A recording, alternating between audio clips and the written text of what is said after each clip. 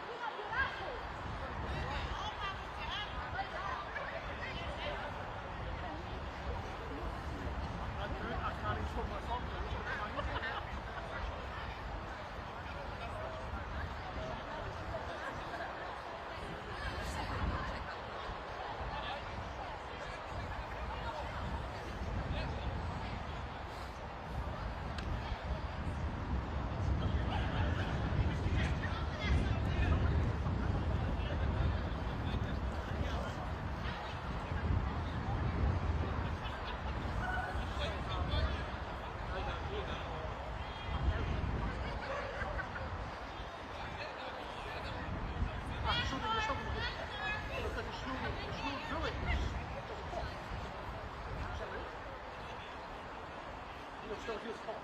That is going to find it. What do you mean? They told me it's not hot.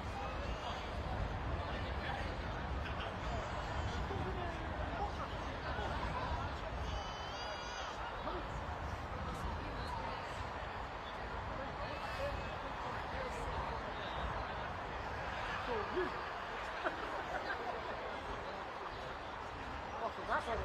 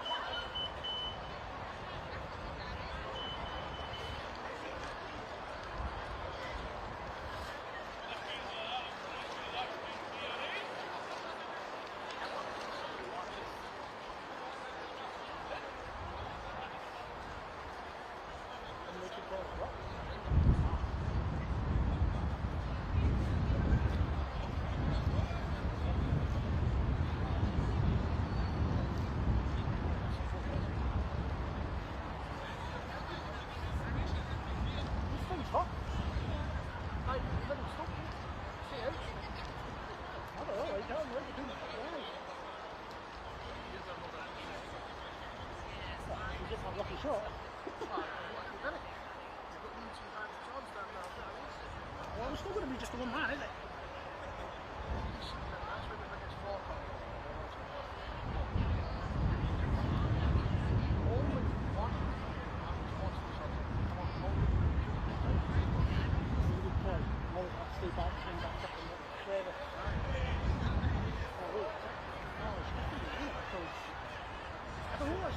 Because I remember in the Inside House South, aye, because the one in the ice was on the...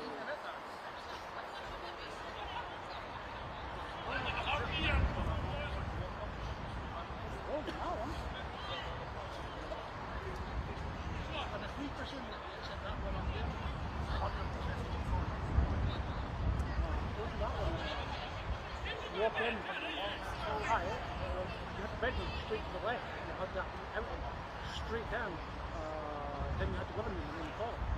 The kitchen was in the living room. Aye.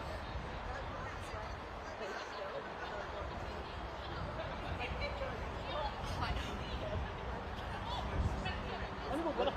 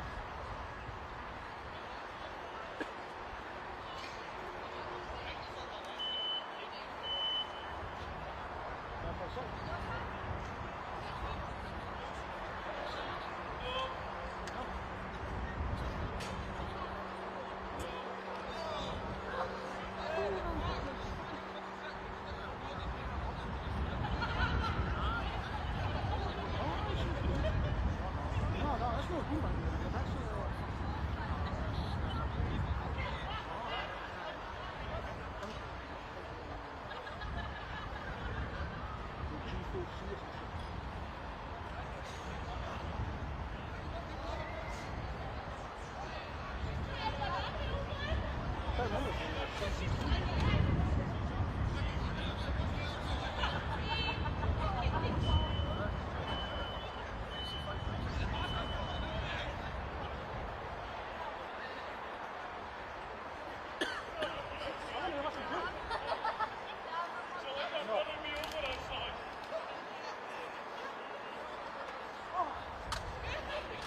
I shot him in the back of that motorbike.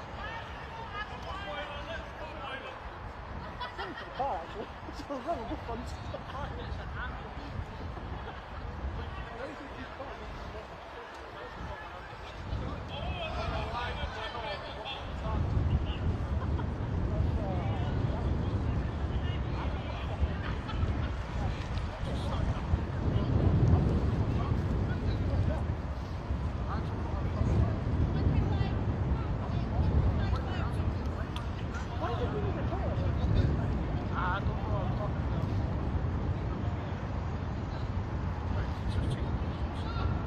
French and German.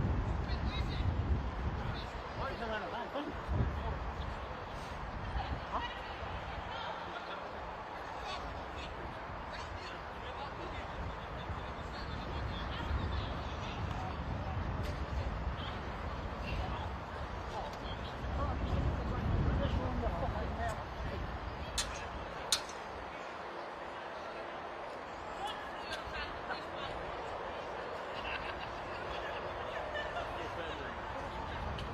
Framing them.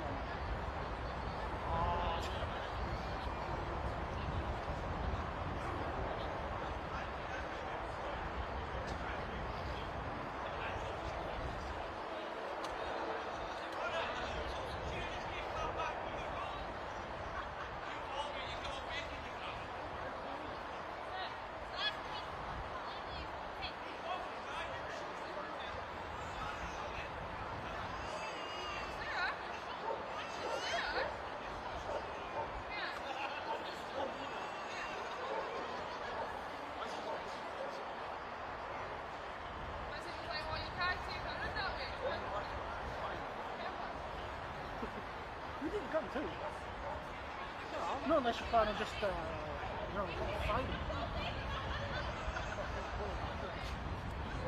Oh, I see. Come back there. Oh, yeah.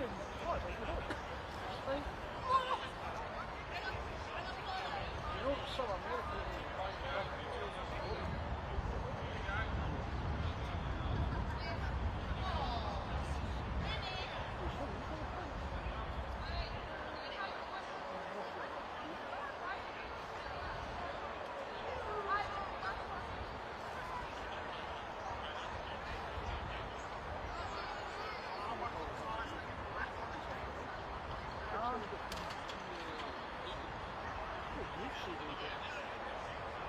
Especially this season, especially if you're prepping.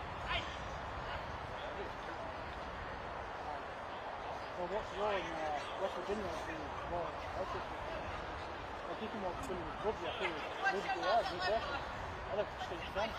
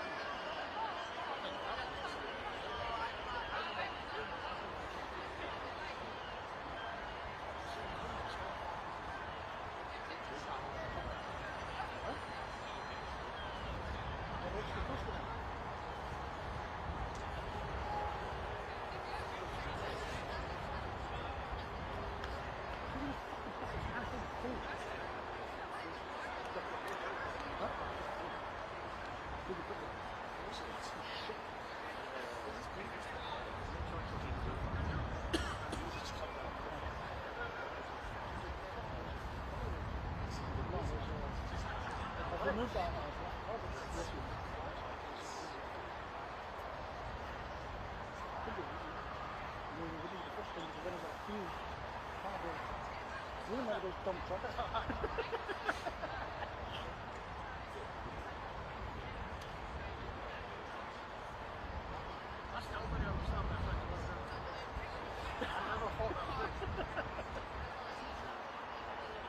Because of a strong school and stick it. Well, I mean, you know what you are. Yeah.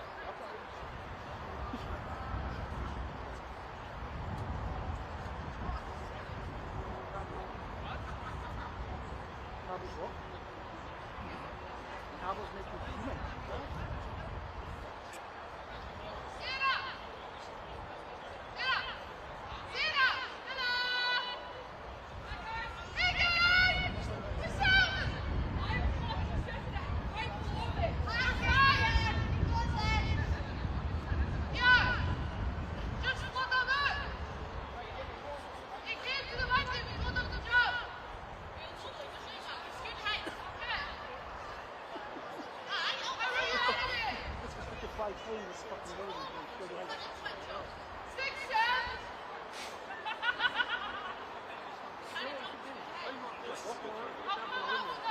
We'll do a little strategy, remember when we used to put a feet in the fucking sand and that's exactly what we did. We look back on the edge and all that.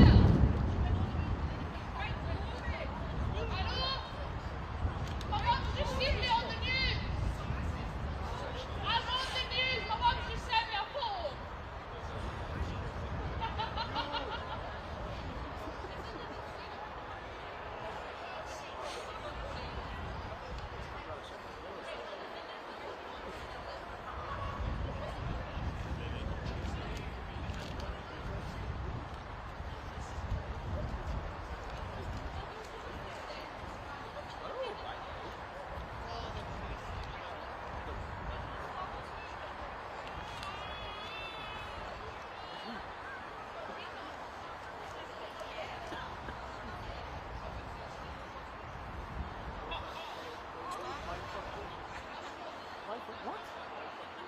What's that? What, Mark?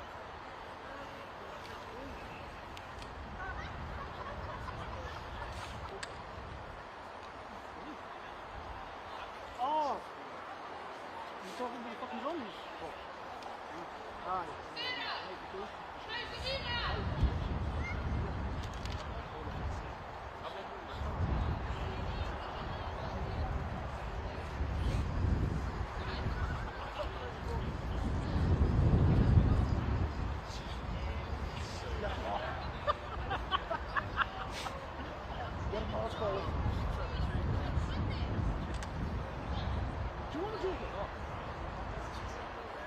Really?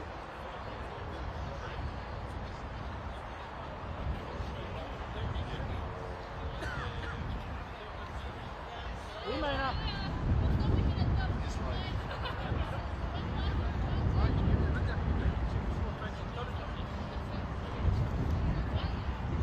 Oh, that's good. We may not. You know where else it's a senior? What have you been up to? What have you been up to? Ah, me too. Where are you about? When are you about? Tuesday. Alright, well, if James pops up, I'll come up with him at some point. What's wrong? Oh, Jesus.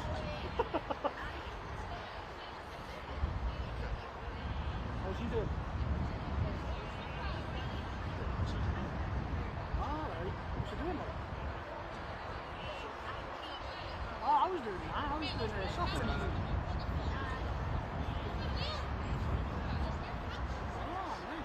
Well done, let's good luck for that. No. I can't be bothered with that crap.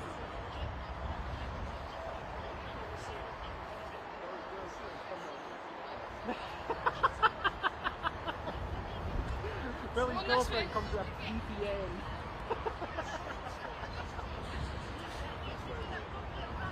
Alright, we'll do it.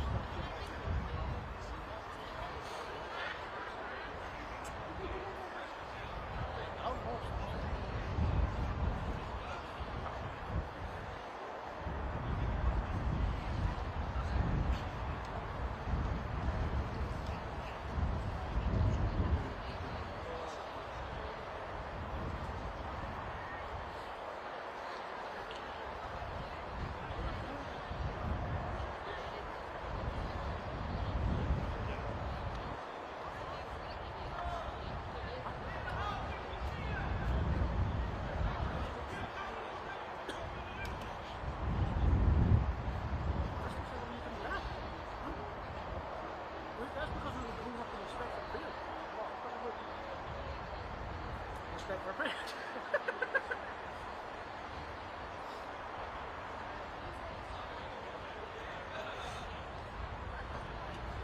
I don't know if I can look at the camera. Oh shit.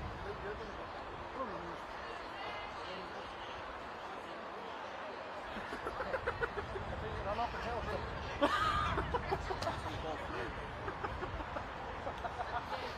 Then this fine gentleman here will take a look and do some exposure.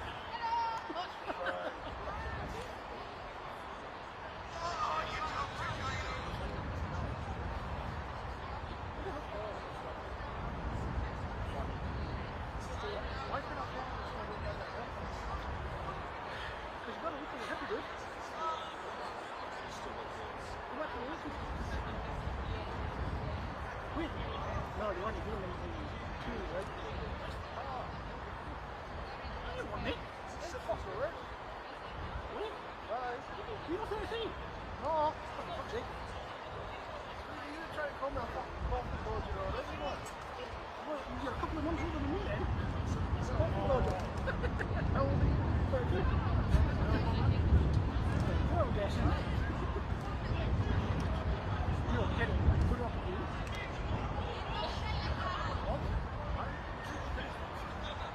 I didn't realise it got up to 175. Huh?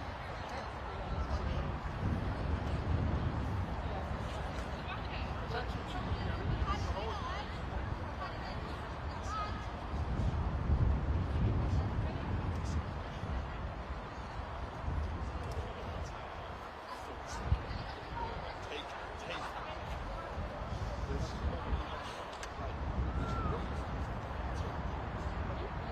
Yeah, sure, my friend.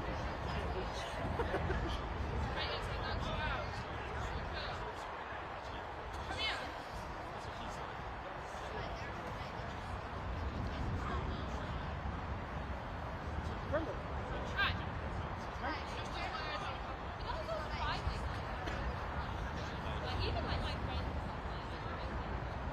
My Harry's actually going up to stuff. And even me.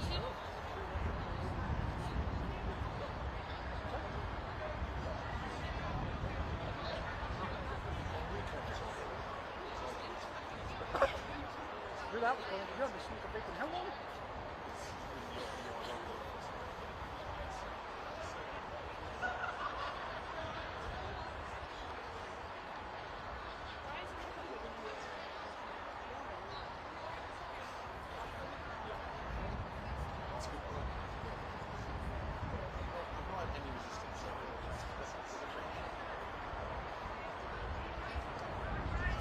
You having fun?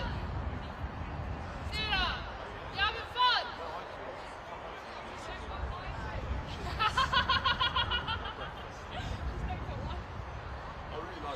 Sarah, pass the camera, get me famous, mate. Get me in the light.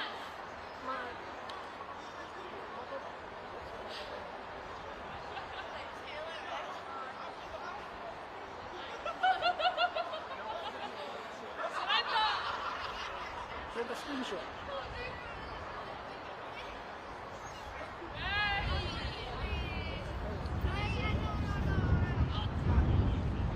what?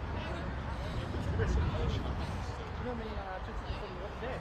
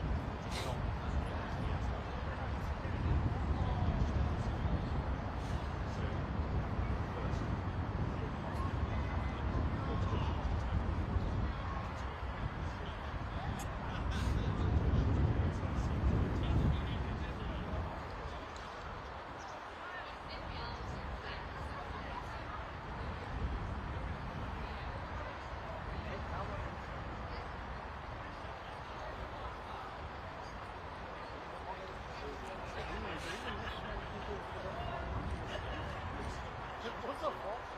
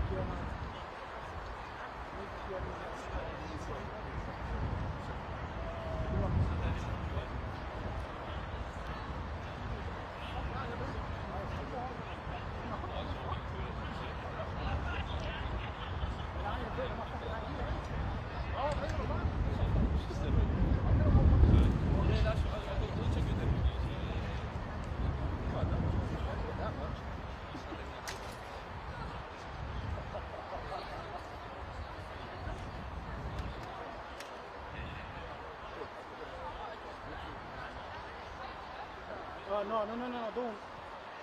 We had a fucking data breach not that long ago. Millions of fucking people go.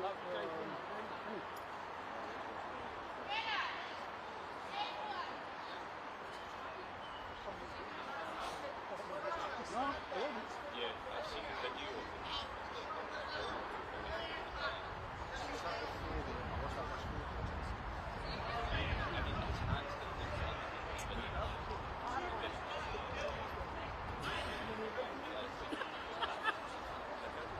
You'll be the first man to test it.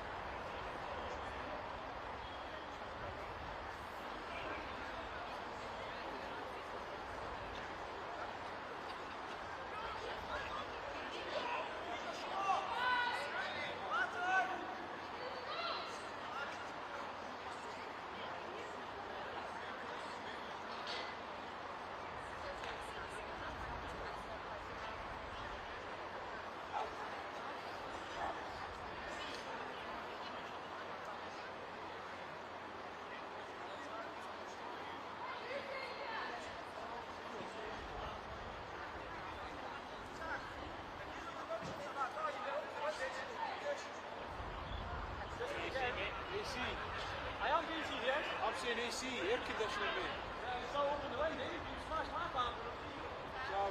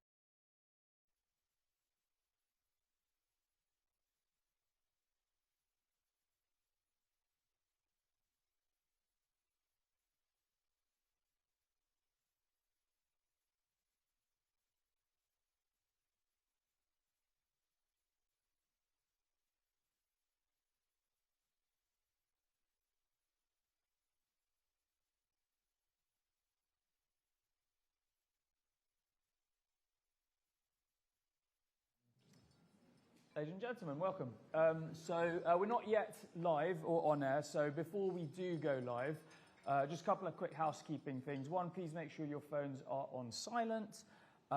Two, there are both video cameras and photographers in the room. This is all obviously on record. You may find yourself shown in media or something like that. Be aware. And last thing, if there should be a fire alarm or other emergency, we're not expecting it, of course, but this is the way out. Please, fire exit here, down the main staircase, and out the front door gather by the beautiful statue of King George VI.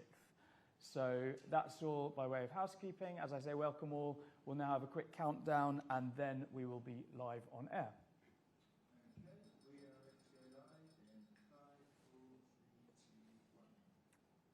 Ladies and gentlemen, bore da, croeso cynnes i'r Institute for Government. Hello and welcome. And Rhin, diolch yn fawr am fod yma heddi, which means thank you very much for being here today, and apologies for my no doubt terrible accent, despite my great coaching from my Welsh colleague somewhere in the room. My name's Akash Brown. I'm Programme Director for Devolution here at the IFG, and great pleasure to be welcoming to the IFG Rhin ap Iorwerth, leader of Plaid Cymru, member of the Senedd for Ynys Môn, also known as Anglesey, beautiful part of the world. And this event is part of a series of conversations we've been holding in the run-up to the elections taking place now in just over 2 months in both Scotland and Wales, where the people, in the case of Wales, will be heading to the polls to elect the 96 members of the newly expanded Senedd, the Welsh Parliament, the 7th election since devolution commenced over a quarter of a century ago now. And I think it's clear to say that the Senedd of today is a very different creature, actually, to the National Assembly as it then was, that was created under Tony Blair in 1999, and its powers, its capacity, its ambitions, I would say, as well as now its actual size in terms of membership. Devolution's advanced a long way, I think it's clear to say, but we're going to be having a conversation about where you might like to see it go next. So a lot has changed. One thing that hasn't changed yet is that the post of First Minister throughout the 27 years of devolution has always been held by the leader of Welsh Labour. There have been coalitions, including between Labour and Plaid, been minority governments, cooperation agreements, but Labour has always held that top job. And, well, possibly, hopefully, from your perspective, that might just be about to change. I mean, the opinion polls show a pretty tight race between Plaid Cymru, the party that you lead, Rhin, and Reform UK, actually, as the expected to be the two largest parties.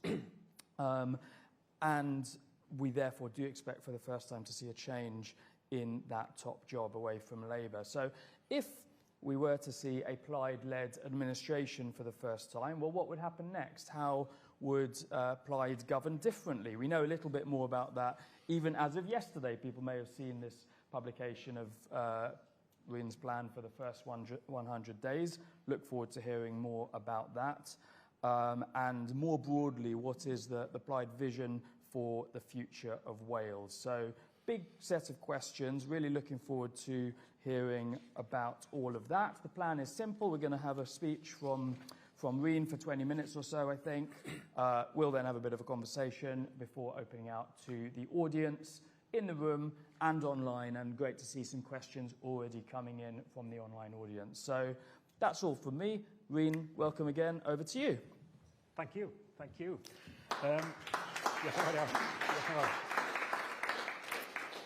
Felly, pnawn da, a diolch yn fawr iawn I chi am croeso cynnes. Thank you for the invitation to speak with you today and for the warm welcome as we set about discussing the next chapter in Wales' story, a chapter where I think it's becoming pretty clear now that Wales expects, and there is an irresistible almost need for new leadership, which Plaid Cymru is offering in this election. But as we plan for our nation's future as internationalists, of course, we're acutely aware of what's happening in the world around us today and how that affects all of us. We woke up this morning to news of further escalations in the violence blighting the Middle East. It's possible to oppose Iran's brutal regime whilst at the same time condemning America's reckless actions, which are in breach of international law, and that is indeed Plaid Cymru's position. There's no democratic mandate for what we've seen over the past couple of days, no clear plan, crucially, for what happens next, and perhaps most importantly,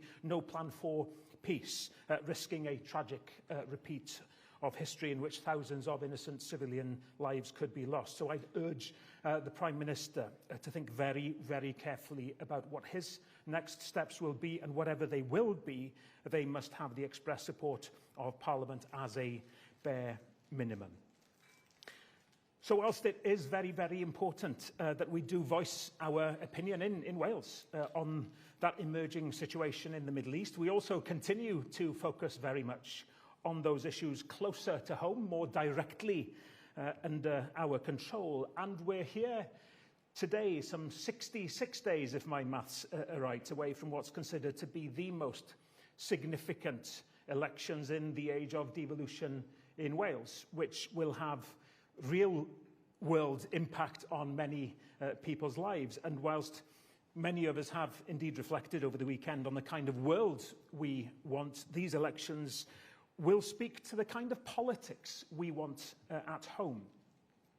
Now, whenever I visit London, there seems to be a new scandal engulfing the UK establishment, which has been and continues to fill the column inches of journalists who are here today. But whilst we may find a centre of gravity of our politics in the UK just a stone's throw away from here, I implore and invite all of you to look west at the seismic democratic shift which is afoot in Wales. The land of song, as we've heard, has been singing the same electoral tune, not just for the 27 years of devolution, but for 100 years and more. It's Labour on repeat. But the promise of change does lie ahead now. And as I said in my conference speech at the weekend, that need for change does now feel irresistible. It's very different to inevitable. And we're certainly taking nothing for granted. But every recent YouGov poll, and they're the ones who've called it closest in recent years, has Labour on historically low support now, with Plaid Cymru in the lead and Reform close behind. And for the first time ever, the prospect of a non-Labour First Minister leading a non-Labour government is very, very real. So today I'll try to set out some of the challenges and opportunities we have, as I and my colleagues in my Plaid Cymru team see them, on the cusp of what could be the biggest period of change in the history of devolution. And the background to all of this: Wales is the home of many contradictions. An ancient land, but a still very young democracy. A nation still living with areas of deep deprivation, despite the abundance of natural wealth that once lay literally beneath those communities, the result of ill-fitting economic policy developed by other politicians in other places. A land of stunning beauty, marred by the ugly scars of an industrial legacy as coal tips continue to bear their teeth over the towns and villages of our valleys. A land vocal in creativity and in culture, but whose voice as a nation has so often felt silenced. And these inconsistencies have always sat very awkwardly with me. They make me restless, they make me impatient when I think about Wales's future, what it could be and what I think it should be. Now, when I entered politics some 13 years ago now, nearly a third of Welsh children were living in poverty. Welsh pupils were ranked in the bottom half of the PISA table. In literacy, arithmetic and science, we had among the highest rates of preventable deaths in the whole of Europe. And that's, those statistics then should have been enough motivation for action. But little has changed since. Governments over those years can claim small wins, of course. And I'm not a politician who disagrees with a policy simply based on who came up with it. Of course, I'm proud of the organ donation law, of Wales's world-leading recycling rates, of the stance taken by the Senedd on issues ranging from the climate crisis to Gaza. And I'm proud of the leadership shown by my party on some of those issues, leading to collective action. But fundamental obstacles to progress, fundamental obstacles to prosperity remain stubbornly in place. So I want to call time on thinking small when it comes to Wales. And I should explain that that's something of a controversial statement in Wales, especially saying it on so close to March the 1st. Gwnewch y pethau bychain, do the small things, is the motto and most often quoted words of our patron saint, Dewi Sant, or St. David, who we celebrated St. David's Day yesterday. And of course, there's real importance to that principle. Always think of the small things that can make a difference. Look after the pennies and the pounds will look after themselves, if you like. But the scale of the challenge that we face on many fronts means we have to somehow set a higher level of ambition, take action on a greater scale. And I want to lead a government that demonstrates greater ambition for Wales than any which has gone before it. It means being innovative in a way we approach the work of government itself in Wales. But it's a vision that also inevitably involves a fundamental realignment of the relationship between the Welsh government and UK government. And in fact, a reassessment, I think, of how the relationship works between all constituent parts of these islands. I've always believed in independence.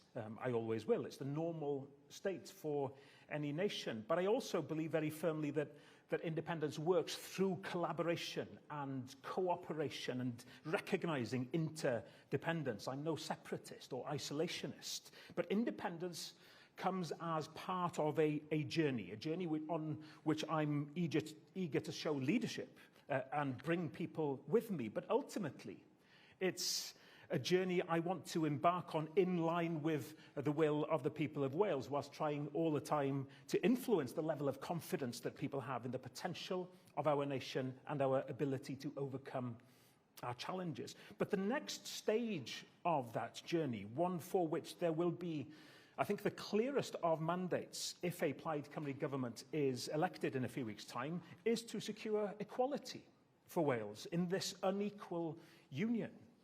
The Conservatives and increasingly Labour, I fear, try to paint the issues of fair funding or parity of powers with Scotland as somewhat dry academic topics, the preserve of political anoraks, and dare I say it, of people like many of you in this room today who are interested in good governments or holding good governments to account. You're obsessed with the Constitution. You concentrate on bread and butter issues. Opposition, other parties will shout at us. But of course, that is exactly what we are doing. These are bread and butter issues. And rather than view matters of powers, of competence, the Constitution as a means to an end, more social justice, greater levels of economic prosperity, a stronger democracy, unionist parties look at these fundamental matters through the lens of the abstract and the academic. They'll talk about process, not outcomes, the impact on people's lives. Now tell me who the real constitutional obsessives are. For Plaid Cymru, fair funding, parity of powers with Scotland are what will enable us to pursue those big ideas to bring about a fundamental reversal of Wales's fortunes. Yes, a Plaid Cymru government will implement radical policies. A minimum 20 hours a week of free childcare from 9 months to 4 years, worth tens of thousands of pounds for families in the first few years of their son or daughter's life. A direct child payment introduced in pilot form initially, pioneered by the Scottish government and hailed by policy experts as transformational in tackling poverty. A new national development agency to support Welsh businesses, to boost economic growth, create jobs, seize investment opportunities at home and abroad. But we're under no illusion that we would be putting this programme forward, doing this within the limitations imposed by a fundamentally unbalanced union.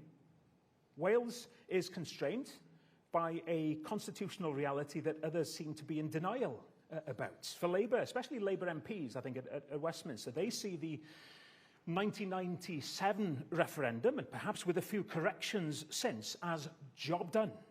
The boil was lanced, as Tony Blair later boasted. Devolution as an event, rather than a process. And they've told themselves so many times that they are the party of devolution, they've started to believe it. I followed with interest the First Minister of Wales's comments from this very stage just a few weeks ago. She set out her stall with admirable aspiration, though somewhat belatedly, but the reality of where her party stands on these issues is pretty plain to see. There are a number of problematic issues for Labour here. Firstly, they've been talking about Barnett reform since the days of Carwyn Jones, as First Minister, yet nothing meaningful has come of it. Secondly, when Keir Starmer says no to pretty much any reasonable request, and it has been no on pretty much everything to date, what's the First Minister's plan B? She claims to have more influence over the Prime Minister than I or anyone else outside Labour could have. But what is her leverage?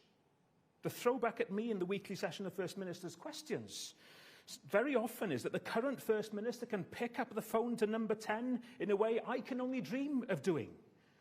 It's deeply undemocratic and deeply disrespectful, not to me, but to the people of Wales. It demonstrates that some still believe the so-called respect agenda between the UK government and devolved governments can only exist if the Prime Minister and the First Minister belong to the same party.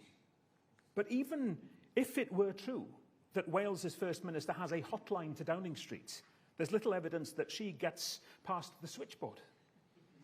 Take the agonising recent example of the devolution of policing.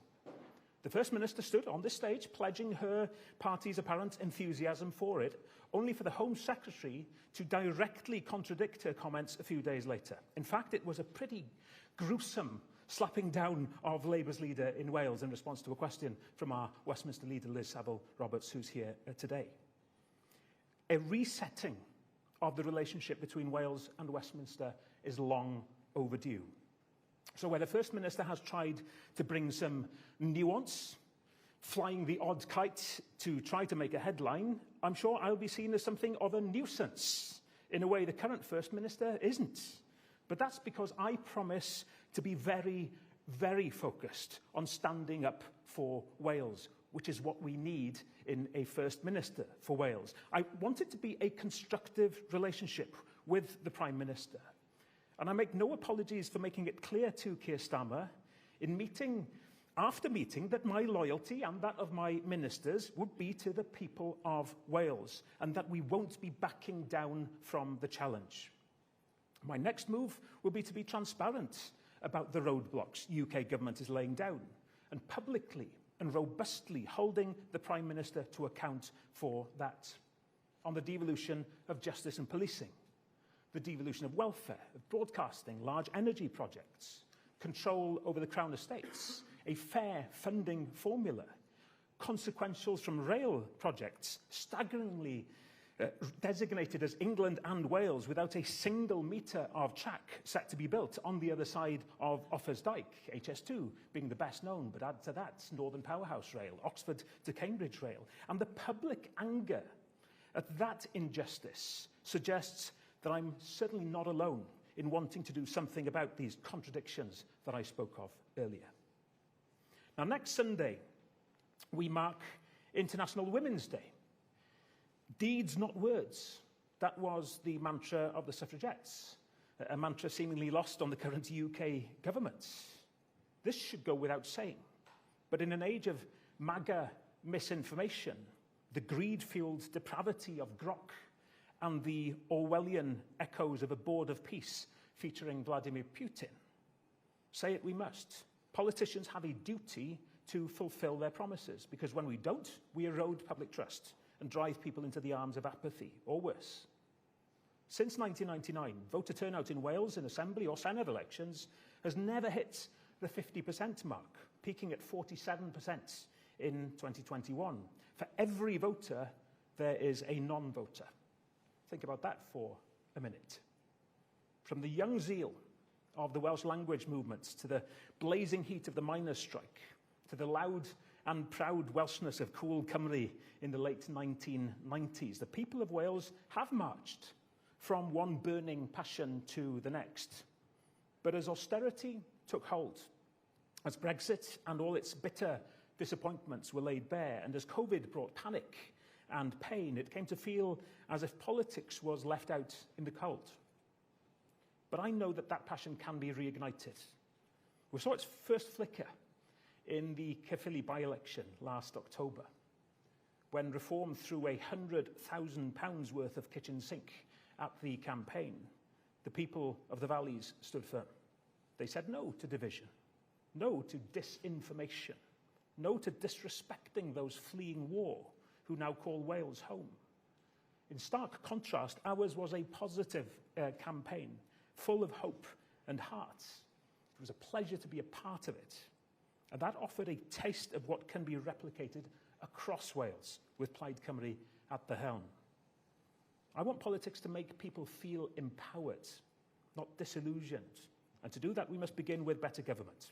I spent the weekend in Newport at the Plaid Cymru Spring Conference, where we published our detailed plan for the first 100 days in office. And in it, we set out a simple promise to the people of Wales: to lead a government that works hard every day to make your life better, doing so with principle and purpose. It's not presumption, but preparation. If we're asking people to put their trust in us, we have to show we would be ready to start repaying that trust immediately. And our vision is of a more confident, modern nation, where all its citizens are able to contribute towards our collective success. Underpinning our programme is a conviction that our government must be a better government.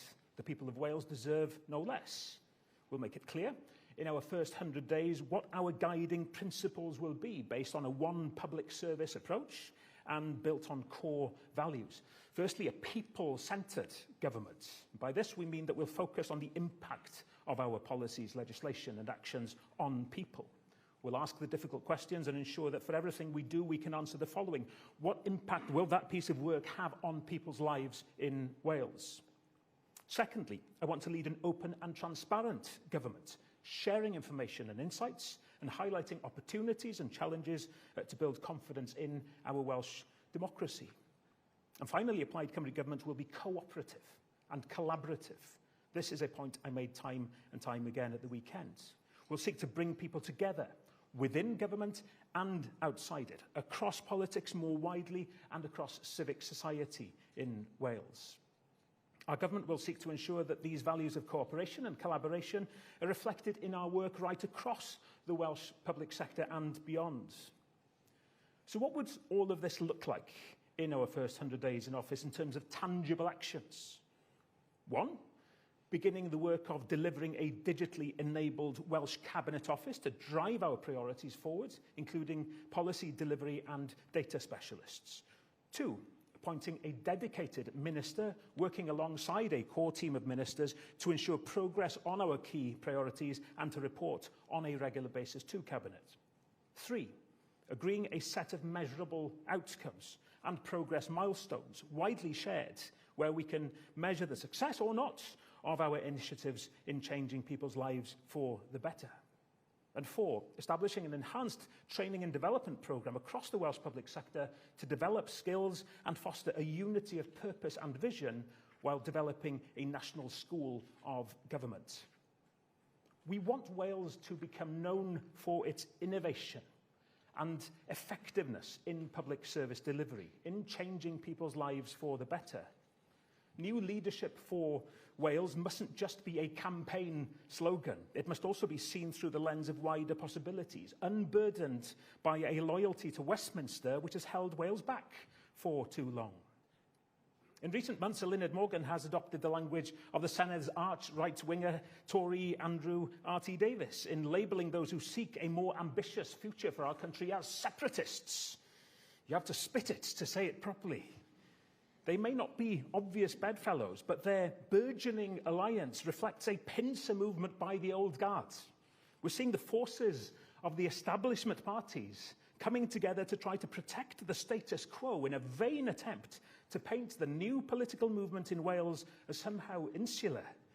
It's they who want to shut down our potential, want to enclose Wales in a claustrophobic dependency culture, and it's us who dare to dream big for our nation. Those possibilities lie in what could come after May's election.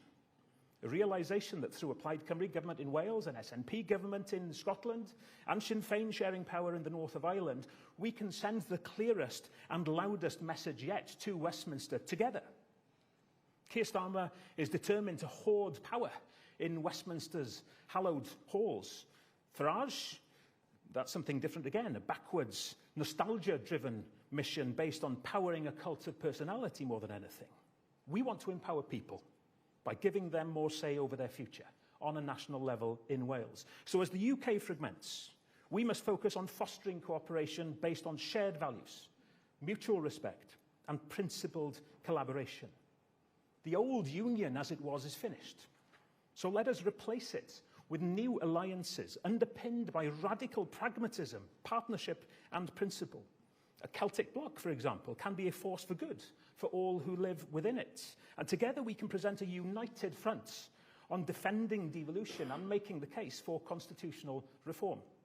Taking joint action on child poverty, working together on industrial strategies, collaborating on energy transition, cultural issues, on how to tailor migration systems, speak with one voice on international issues.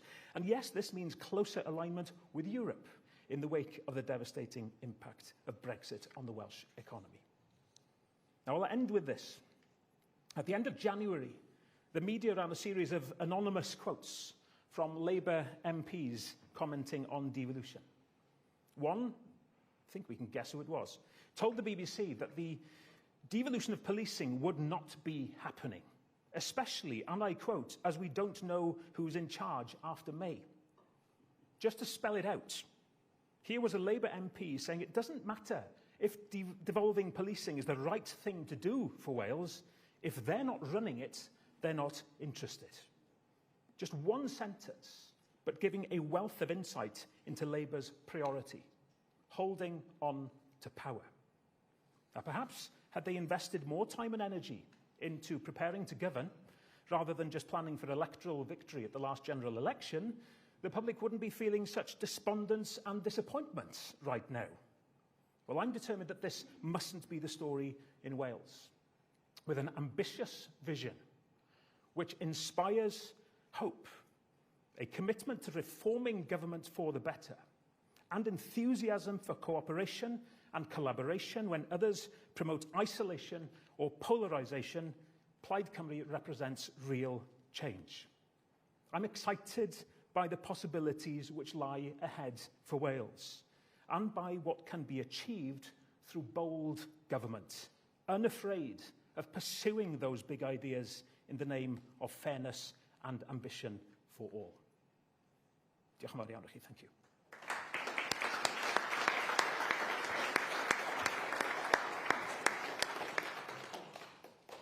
Well, thank you very much, Reen. Lots to get our teeth into there. So as I said, I'll be coming to the room shortly, so do prepare your questions. But before that, just a couple of bits I wanted to pick up on. So, I mean, preparation for government, the central theme of what you've just been talking about, and the publication of the plan for the first 100 days illustrates that seriousness with which you're taking that question of how do you ensure you're ready to hit the ground running, I suppose. I mean, what are the lessons you've learnt from Labour here in that respect? Because, you know, we at the IFG, some of this is on public record, we were engaged with Labour before the election of 2024. They too seem to be taking that very seriously. There was a lot of thought put into that question of how are we gonna govern. Hasn't gone quite to plan. I mean, what are the lessons you've drawn from that, and what are the mistakes you're therefore conscious of the need to avoid? And it's a balance, isn't it? Because you have to put the work into winning an election, otherwise you don't have an opportunity to make the necessary changes.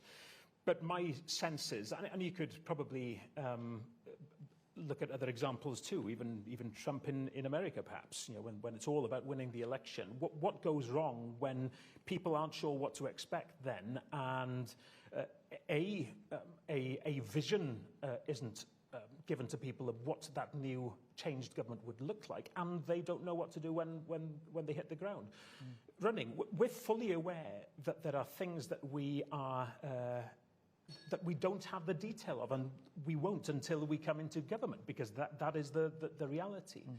But we are determined that there is more that needs to be done than was done by the incoming Keir Starmer government. We've tried to put that together in this document, which is a very useful guide to us as a party to prepare to hit the ground running, but also gives the public the tools with which to hold us to account after coming into government. And I think that perhaps is where Labour fell short too. A vague set of values and promises didn't engage the public in the way Labour would have wanted, which is why they had a suppressed vote, even though they had an overwhelming victory in terms of seats. And therefore, there was a disillusioned public even before that government had been formed. We think spelling things out in a clear way, what we will do when and what we expect to be challenged on, is useful for us and the public that we're asking to back us. Yeah, no, it's a very interesting document, and obviously this is specifically focused on the first 100 days. A lot of stuff in there about how you will govern, as well as some specific policy commitments as well. There'll obviously be a manifesto coming down the track too, which will presumably build upon this. So we'll look forward to seeing this. I mean, in terms of that, you mentioned just now you're aware there's some things you don't yet know, and you won't until you get into power, if that's what happens. You have been having, I think, for a few months now, access talks with the civil service, which is what happens before elections at the devolved level, as at Westminster, between officials and opposition parties. I mean, how useful have those been? I know you're not able to tell us all the details of the conversations, but what are the kind of things you've learnt from that process of engagement with the administration in Cardiff? And you're quite right, of course, there's very little I can or should say about the content of the discussions, but I think it's very important that people understand that they are very, very useful discussions. It's an important part of the democratic process. When it works well, we had asked for them to start as early as possible, and we were told by Welsh Government that they weren't eager for us to begin too early, but we were able to start engagement, and it works two ways. We're able to say what our plans are and describe what those plans are in a sometimes more detailed way than you would ever get in a manifesto or even in a 100-day plan. And it's not a matter of the civil servants giving us feedback and saying, maybe you do this differently. That's not how Access Talks works. They're not allowed to do that. Exactly. It's factual both ways, but I think it works well in terms of, should we be in this position, the civil service will be better armed with understanding of what our priorities are and how we want to work, and there are limits, as to the information we can get back. But it's all useful in terms of again being ready to hit the ground running as much as possible. Yeah, absolutely. And I mean, in terms of a couple of the specific things that you have committed to, that I'm sure that the civil service will be thinking about how they put it into practice. I mean, one big idea is around better integration, you referred to it in your speech, of course, just now, between the civil service and the public sector across Wales at large, the idea of one Welsh public service, which I've heard that idea mentioned before. I think some previous Labour First Ministers have used similar language. I mean, what is it concretely that you think could be achieved, and what problems is that idea designed to solve? You're right that this isn't something that we're putting on the table for the first time ever, but it is something that we are aware has been talked about, and without the necessary action being taken to put it into action. I was talking to people at our conference over the weekend, people who are leaders within the delivery of public services in Wales, who have been engaged in various levels of discussion years ago about bringing together the public service with a common goal, working collaboratively across the whole of the public service, but it's never come to anything. And that's what we can't afford to see happening again. So in particular, this ministerial role that I have announced I will put in place to lead on how government works effectively. It's not a delivery minister. It's more than that. It's breaking down the silos. It's bringing all of the public sector together in that one Wales public service way. And going from that talking to actually doing, which unfortunately the stagnation of having one party in power for so long has meant we've never been able to cross the line on. I think it's a fundamentally different approach. Okay, very interesting.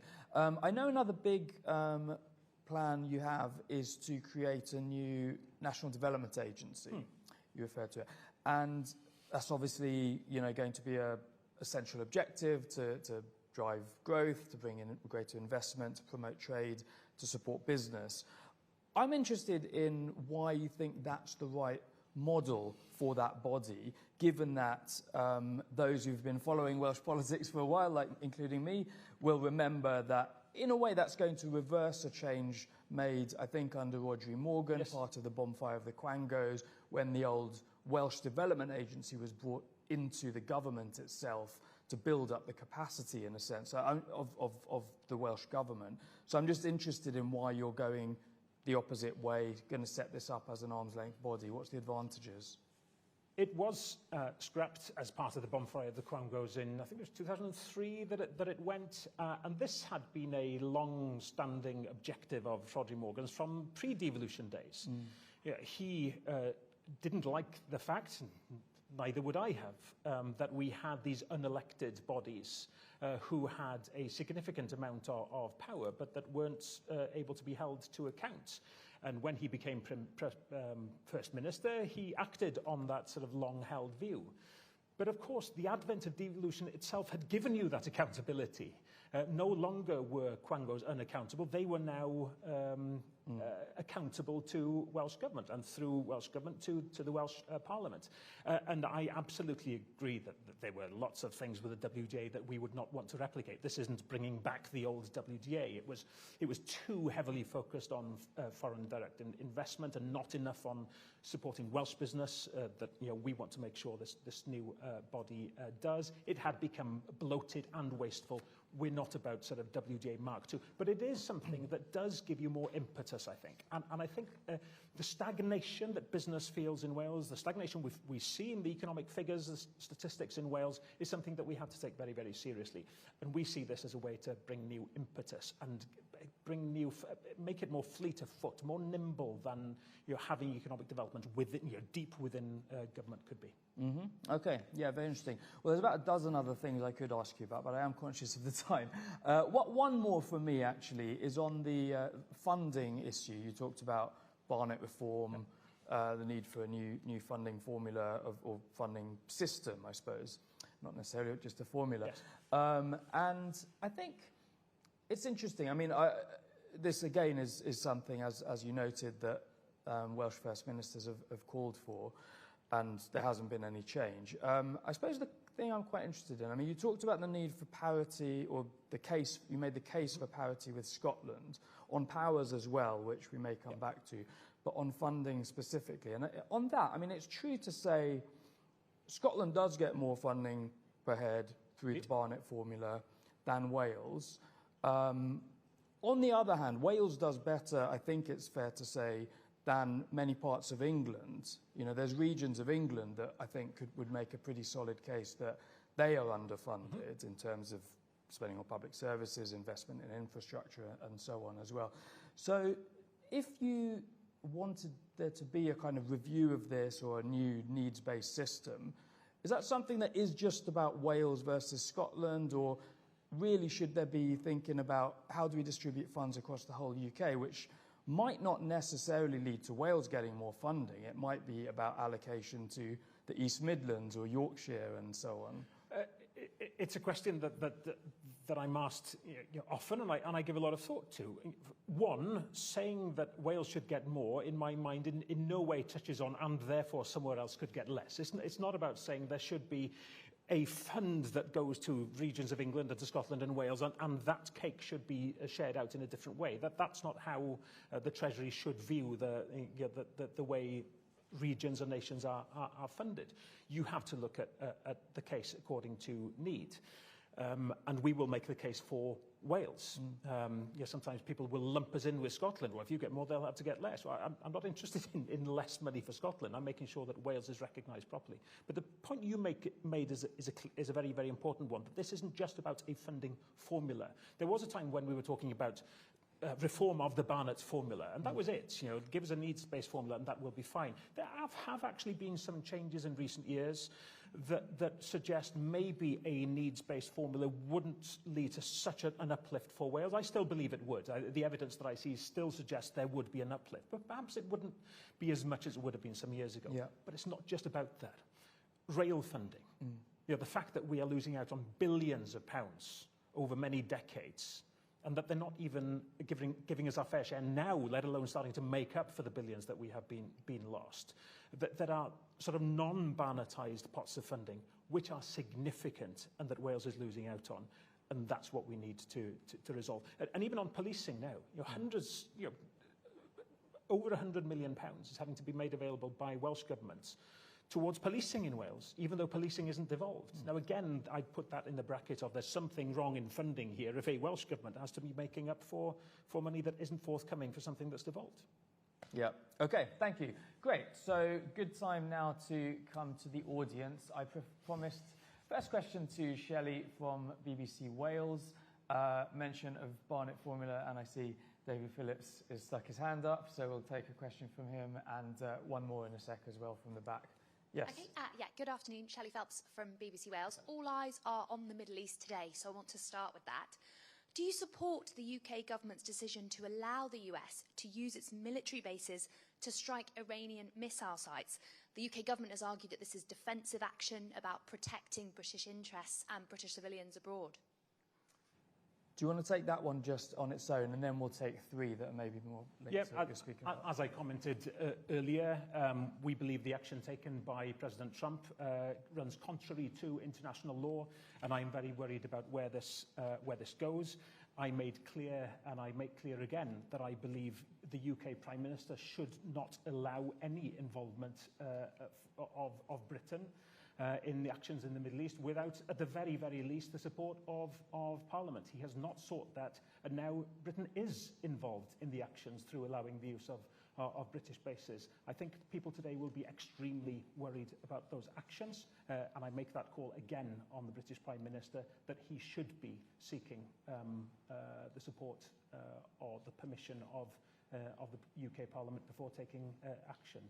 The current situation is fraught with dangers, and these are illegal actions taken again by the United States, and I say that as somebody who, of course, condemns the barbaric leadership of Iran too. They are not mutually exclusive. Okay, thanks. Yeah, so we'll take a group of three now. So I promised David, and then, okay, gentleman at the back, and yeah, I think I saw two at the back then after you. Yeah. Great. So yes, David Phillips, IFS. So my question is about funding as well. So looking at the first 100-day document, there's kind of like, I think, three kind of things where kind of increases in funding are sort of mentioned. One is a kind of childcare offer, which could be potentially quite substantial. There's a potential Welsh child payment, which initially is quite, kind of a small trial, but then potentially, again, quite large. And also potential increases in funding for culture, sport, and so on. Now, a new report coming out next week, which will show just how tough the outlook is in the kind of coming Senedd term. I think it's even tougher than people realise at the moment. How are you going to pay for those measures and pay for the pressures on NHS, schools, councils, and so on at the same time? Are you looking at tax rises as well as looking at kind of changes to spending on other areas? Thanks, good question. Okay, so, yeah, two at the back, please. Thank you. Hi there, my name's James Reeves from the 4-Day Week Foundation. Been really great to read Making Wales Work, the economic plan for Wales. I think it's a fantastic plan and really great to see public ownership as a key element of that. What do you think greater ownership over people's sense of time could unlock for Welsh people? Okay, interesting. And, yeah. Thank you. Timothy Stafford from the Australian High Commission. You briefly mentioned attracting more international investment, and I just wondered if you could say a bit more about what applied government would seek to do as it attracts international capital. Okay, over to you. David, yes, it's clear that the funding situation is pretty dire. It has been very, very serious for some time. Work by the Wales Governance Centre last summer again highlighted just how serious the situation is, and work has been done previously by the IFS, and looking forward to the work coming out next week. The truth is that, yes, we're very, very aware, and in putting forward not so much the 100-day plan, but the manifesto or plans for government. Yes, we've had to make some tough decisions in not pursuing things that we would like to because of the tightness of the financial situation. What an incoming government, of course, does is, because we're not doing this in order to just carry on doing what Labour have been doing. We're offering a different programme of government and a new set of priorities. The first year, of course, we take on a budget, and of course we ensured through a budget agreement for 2026-27 that we were putting the next government, hoping it's us, on the firmest foundations possible by giving a set of funding settlements for local government and the NHS, in particular, a firm footing to ease the pressure somewhat after May. But yes, it's a significant set of pressures. On the childcare offer, that is not where the big pressure is in year one. The big pressure is on the NHS, actually. The amount of funding for the first year on the childcare offer would be somewhere in the region of £40 million because of the need to develop the workforce, and it'll be a ramping up inevitably in that first year. It's the NHS that has the bulk of the pressure, and we have again put a set of measures in place on dealing with waiting times, introducing the surgical hubs and so on, which we feel is affordable within the current envelope in that first year. Building then into years 2, 3, 4, again, projections made by the AFS and others are useful to us in trying to gauge what we will or won't be able to afford. And we are confident that building up to 400 million in year 4 on the childcare, for example, is doable, especially when you consider some of the bad decisions that have been made by Welsh Government that we can reprioritise in years 2, 3 and 4. We refer quite often to the £7 billion that Welsh Government says it has spent on anti-poverty measures, giving us very, very few positive outcomes. A third of Welsh children are still living in poverty, so there have been bad decisions that we want to put right, and that can help us with the payment of the childcare, for example, by reprioritising. But we're very, very aware of the tightness of the situation, and a lot of our work has gone into making sure that this is deliverable. Secondly, on people's sense of ownership of time, we're talking about principles here that we can sign up to in principle on universal basic income or 4-day weeks. They're principles that there needs to be an awful lot more explaining to politicians, let alone the public, on what they are, how they work in practical terms, and what the benefits would be. I'd love to engage with you on looking at how those issues can be brought into the mainstream of political thinking. But if we think of public ownership of time on one hand, the public ownership of everything else, I think that sense of us being in control of our destiny is something that's at the core of Plaid Cymru thinking, and that means ownership of business, control of our own natural resources, being able to prioritise in a way that works for us. So as a party very, very serious about our environmental obligations, how do we really push the limits of what we can generate in renewables at the same time as ensuring a just community transition so people feel ownership of what we're trying to do. So I hope that touches on the relevant things. And thank you for the question on international investment. I think Liz put it well in your speech on Saturday. We want to be the most international thinking government that Wales has ever had. I'm an internationalist. I am not an isolationist. I want Wales to become more confident, not only in what we do at home, but in our standing on the world stage. It was one of the founding principles of my party 100 years ago last year. When the founding fathers and mothers of Plaid Cymru said we need Wales to be confident and take our place on the world stage with international partners. Well, that absolutely means being very proactive in how we build those international links, both in attracting investment and in creating opportunities for export. And it will be one of the areas that the new Development Agency for Wales will be tasked with being responsible for. Great. Okay, thanks. I'll come back to the room.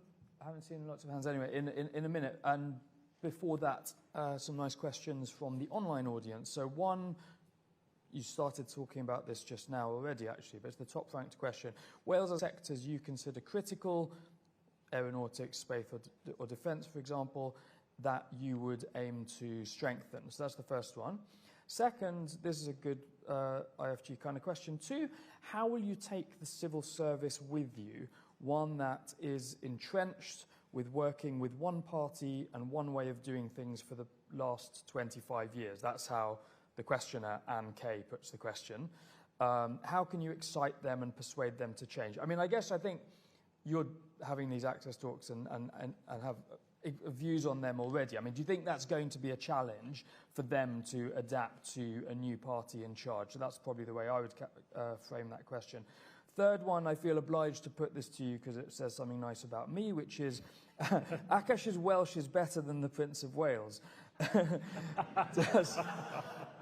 I doubt that, but does Reen think that the ambition of 1 million Welsh speakers is achievable? How will you achieve that? So that one I'm sure you'll be keen to pick up. And then the follow-up I wanted to ask actually on David from IFS's question is about income tax specifically. I mean, you've obviously talked a lot about the case for parity with Scotland in terms of powers. So would you like to have, I mean, I'm assuming the answer is yes, but like the control that the Scottish government have over income tax, and would you use those powers if you had them to increase quite a lot of the, well, I mean, they've got a different structure, but overall it's a higher tax system, which would enable you maybe to meet some of those funding pressures we've talked about? Yeah, I'll start with that one because it's relatively straightforward. Yes, that's what we are asking for. We want the powers to be able to design a tax system that works for Wales, because whilst we do have some tax varying powers in Wales now, it's an incredibly blunt instrument and rather difficult to use. So give us the powers. How you use it, well, it depends what powers you are given, what we would be able to negotiate. If it's about having similar powers to Scotland, it's then finding what the thresholds are that would work for Wales, because it's not a matter of, it can't be decreasing the tax take. We're not in that position now. We're not a party that wants to reduce tax for its own sake. I would love to reduce the tax paid by people who can least afford to, and I would want to use the taxation system that we had in a nuanced way to relieve the pressure on people. But we also have the reality of having relatively fewer people in the higher taxed bands, so that there are limits to what you can do around that. It's about having the powers, and that's the key thing. Once you have the ability to be nuanced, then you can start finding out, okay, what would work? What would make sure that we have that adequate tax take? Whilst and implemented in a way that works for Wales, rather than try to square peg into a round hole devised for the southeast of England, effectively, which would never work for Wales. Okay. And then some of the other questions. Sectors. There are a number of sectors that are of particular interest to us. Renewables, green energy is a particularly important one in terms of its job creating potential. Offshore wind, particularly exciting. Hydrogen is one I have a keen interest in. Tidal and various other forms of marine energy. There is so much that we can do to make the most of our natural resources, one of the biggest tidal ranges in the world, and so on. That is why we want to have powers over the Crown Estate in Wales. Not just to have transferred to Wales what currently goes to the Treasury and to the royal family, but for us to have the motive to make the most of the resources that we have. We in Wales, if we had those powers, would be far more motivated to maximise our use of them than a England and Wales Crown Estate, for which the Welsh resource is a relatively smaller part. So renewables, there's so much that we can do to grow on an incredibly exciting advanced semiconductor sector and cybersecurity in the southeast of Wales. Very, very exciting sort of digital possibilities there. Very different elements around sort of agri-tech, for example, where we have real expertise that can create wealth in rural parts of Wales who've perhaps felt ignored when it comes to talking up our economic potential. And you know, on a smaller scale, and again referring to what David said about spending on culture, we see, you know, the creative industries as being something that does a number of different things for Wales. One, I think it's a really important economic tool for us, but also it speaks to who we are as a nation. We have a reputation that we need to be monetizing internationally as well as at home. So, you know, increasing gradually from an incredibly low base, you know, it's devastatingly low base, the spend that goes on culture now. And it's not about massive spend, by the way. It's about gradually now starting to turn the corner of not investing in a major strength of ours. So, yeah, there are a number of areas that we can be. And aviation, clearly, with Airbus being so important, is another part of that. Yeah, and then there was a question about the civil service. Oh, yes, the civil service. And the Welsh language. It's sometimes suggested to me that somehow the civil service is going to be a big problem for us. I refuse to see it in that way. And I guess I understand why people put it in that way, because the civil service in Wales have been used to working with one party, and they might find it difficult to work with another. Yeah, the civil service will be the enablers and will be the facilitators of delivering what we want to do. And you use the word, you know, exciting them. I really want us, and I think that first 100 days document is a part of that too. I want to get the civil service excited about doing something differently, and we want to get the best out of them. And when I talk about working collaboratively, I want the best of the civil service to, you know, contribute to what we want to achieve. So getting them to understand what the vision is really, really important. Yeah, yeah. Well, I mean, I know that back in 2007, when the SNP first came into power, there were some in the SNP who thought they were going to be walking into a unionist administration that would frustrate their ambitions, and it wasn't like that at all in practice, from what I've been told. And the civil service very quickly made clear that they're professionals, that's what they do, shift to serving a new set of political leaders. Okay, if we've got time, we'll take some more questions. Yes, okay. Two people who've come from the room next door, those two, and then gentlemen in the front. And sorry, everyone else, we'll probably be out of time at that point. Hi, I'm Shona with Energy UK, so the trade association for the entire energy sector. With lots of our members operating in Wales, there's around, I think, £48 billion in renewables alone that could be unlocked in private investment in Wales specifically, but currently facing significant blockers in the sense of planning issues, and specifically in Wales, huge challenges around grid and grid infrastructure. I guess my question to you would be, where would you sort of advance things on the planning front in terms of increasing planners and so on? And also, where do you stand on the current government's position on a preference for undergrounding pylons? Okay. Current Welsh or UK government? Sorry? The current Welsh government. Yeah, thanks. Okay. Yeah, second. Hi, Hayley Jones from Nation Cymru. I'm a journalist. I'm from North Wales. Reform is polling really well in North East Wales, in the area where I'm from. And I'm just wondering, why isn't Plaid doing better in that area? Okay. And then, yeah, finally, gentlemen in the front, please. Maddox Batcup, London branch of Plaid Cymru. And Rhyn, you mentioned gwneud y bethau bychain, and the contrast between Great Britain and Little Britain. And in the question of Little Britain, it was all the computer says no. And as far as the Treasury is concerned, it's always the Treasury says no. I'd struggle to understand why the relationship between Cymru on the one hand and London on the other is not an abusive relationship. It's manipulative, it's controlling, it's always one-sided. And to what extent would it be in your mind to look at, together possibly with the SNP and others, a completely different framework for negotiating with the Treasury, because clearly it's very difficult to create budgets when the Treasury creates a pot of money for England and then at the last moment tells Wales what its Barnett consequential is going to be.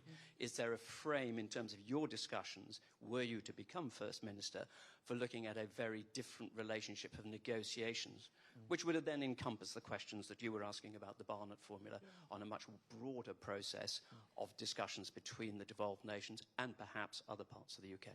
Yep. Very interesting.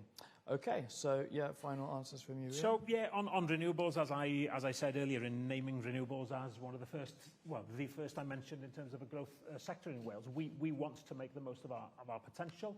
I also talk about that just community transition, and I think that the lack of transparency and what people can expect as we develop renewables in years to come is a big part of the nervousness about how much it might affect their communities.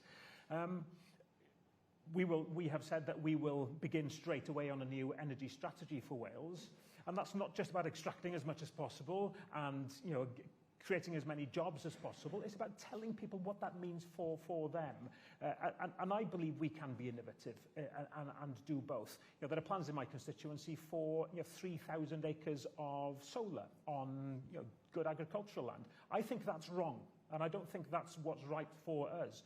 Do I think we can do 3,000 acres of solar on Anglesey? I think we could, and I think we could do it in a way that actually works with our communities, where it's more of a ground up rather than extractive means of generating renewable energy. So we're pro-energy, we're pro-renewables, we're a pro-environment party, but we also want to protect our communities, and I think we can do both. On pylons, on undergrounding, I think there should be a presumption that that's where you begin, and it's something that's a principle in other countries too. There are places where it's not going to be possible, especially with the very highest voltage perhaps. There are hybrid schemes which can work, I think. There's use of DC, which is cheaper for undergrounding than AC, for example. Again, it's being innovative and being honest with people what they can expect. And where you have to go overground with the lower voltage, high voltage ones, well, see if there are innovations in the technology for pylons and monopoles, wooden poles in some places even. So it's a matter of being honest about what we want to achieve and what we want to protect for our communities. And everybody I speak with in the large energy companies say, yeah, let's find a way forward that works for both of us, makes it commercially viable and makes it acceptable. Hello, welcome from the north of Wales. I was looking at figures recently showing that Plaid Cymru was in the lead in all the regions of Wales, but I think what's important to recognise is that Reform are polling better than I would like them to in every part of Wales, and it's really important that people understand that there is a very real and present threat from the growth of the populist right in Wales. The North East in particular is an area where we have great strength in our councillors. We have brilliant councillors in Wrexham and the area who are standing up for their communities, and all our work in the next 9 weeks and 3 days is all about, yes, selling that national message, but always doing what Plaid Cymru has done and focusing on the fact that we are community-based parties that look after our communities, and that's what we'll be doing in the north east of Wales, like everywhere else. Wrexham is so different from Ireland Eastside. I mean, I was just talking to my parents, and they were saying that, I mean, I think a lot of people in my town don't even know anything about Plaid Cymru. And that's not to say that they're stupid in any way. No. They're nosy, that's got our accounts in, and they just don't. My mum said, who should I vote for last night? Yeah. So how are you going to connect with people? I know it's a really difficult task, and I don't envy you at all. It's a fascinating election to be a part of, in that every single part of Wales genuinely does count. I mean, we're a party where literally as a fundamental principle, being relevant to all parts of Wales, as the one party that is Wales-based in this election, that's really important for us to be seen to be representing everywhere. And in this election, of course, nowhere is more important than anywhere else in terms of where we get our votes from. Getting a second Senedd member in that area is just as important as trying to get a fourth one in that area. Or, Alyn and Deeside, and areas like it, our task is to make ourselves feel relevant, is to get people out on the street, is to make ourselves heard on social media and so on, and to feel relevant to the people of Alyn and Deeside. And, our success, that is what is measured in that election on May the 7th. And the third question was from Mad Dog. I think I have put this in some context already. I fundamentally think there needs to be a reset of the relationship between Wales and the UK government and the Treasury. And I mentioned the fact that we can collectively as Celtic nations make that case together. If Labour are given a walloping in this election, as some polls suggest they might, they have a choice. They have two things they can do. They can decide, well, there we are, then we'll just give up on Wales and not do anything that might give a suggestion that we care about Wales. Or they can start thinking, okay, it hasn't worked so far. What could we do through the way we fund, through the way we build funding models that show Wales that the UK government is relevant to them? I will help UK government if I am the First Minister for Wales to find better ways of providing for Wales what is right. Brilliant, thanks very much. And I'm glad you mentioned that issue of the reset as it happened, reset of relationships with Westminster. As it happens, we're planning a short paper on that exact question. How could UK devolved relations be reset after May? So it'd be great to speak with you or members of your team about what that might look like. Good. So that's all from this event. Thank you all for joining us here in the room, online, and of course many thanks to you, Ian, for taking the time to be with us today. Thank you very much. Thank you.